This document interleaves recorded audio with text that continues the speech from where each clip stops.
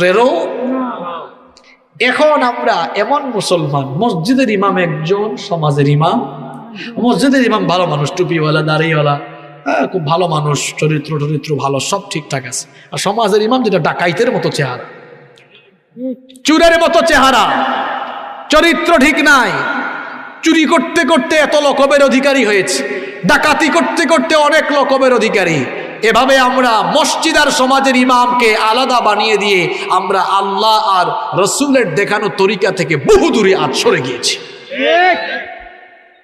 এই জন্য আমরা উন্নতি অগ্রগতির দিকে যেতে পারছি। যদি আমরা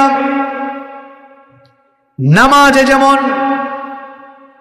যোগ্য ইমামের পেছনে নামাজ আদায় করি, ঠিক তেমনি ভাবে আমরা যদি আমাদের সমাজে, আমাদের রাষ্ট্রে যদি চরিত্রবান, যোগ্য চরিত্রবান, আল্লাহওয়ালা, পরহেজগার ব্যক্তিগুলোকে আমরা যদি আমাদের দায়িত্বশীল চেয়ারগুলোতে বসাতে পারি, তখন শান্তি আর রহমত নাজিল হবে যার তরফ থেকে। তিনি কি?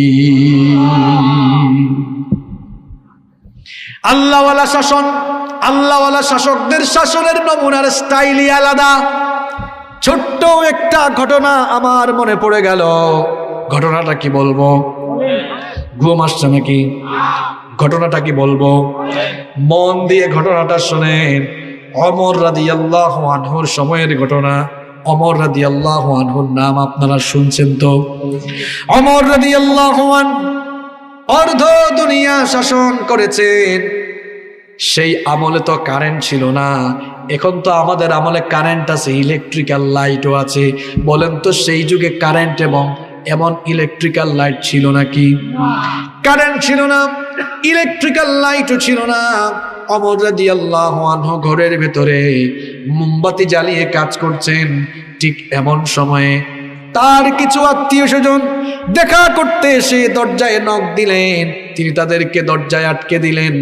দরজায় আটকে দিয়ে বললেন, থামো, কিছুক্ষণ পরে ঢুকো। এদেরকে দরজায় আটকে দিয়ে তিনি তার সামনে থাকা মোমবাতির আগুন ফু দিয়ে নিভিয়ে দিলেন। নতুন আরেকটি মোমবাতিতে আগুন জ্বালালেন। এরপরে তাদেরকে বললেন, এবার তোমরা ভেতরে আসো। এরা ভেতরে এসে প্রশ্ন করলো, আমিরুল মুমিনিন, আপনার সামনে তো মোমবাতি জ্বালানো ছিল, সেটা ফু দিয়ে নিভিয়ে দিয়ে নতুন আরেকটি মোমবাতিতে কেন আগুন জ্বালালেন? ওমর রাদিয়াল্লাহু আনহু অর্ধ দুনিয়ার শাসনকর্তা, তিনি তখন বললেন, তোমরা আসার আগ পর্যন্ত আমি রাষ্ট্রের টাকায় কেনা মোমবাতির আগুন জ্বালিয়ে রাষ্ট্রের কল্যাণে